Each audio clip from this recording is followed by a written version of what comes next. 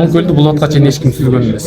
Себеби ал жакта биз канчадан бери биз аракет кылышкан сүзүп. Андан кийин аба ырайынын тез өзгөргөндүгүнө байланыштуу алар толук сүзүп алышкан эмес да, өздөрүнүн көздөгөн жери.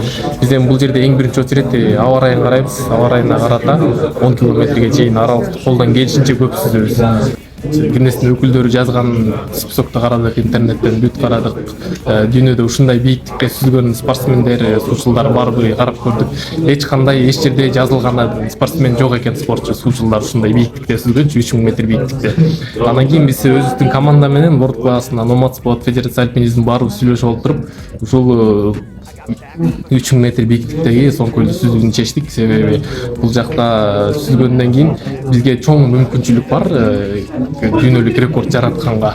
Себеби дүйнөлүк рекорд деген бул дүйнөдө жок нерсени жаратат да.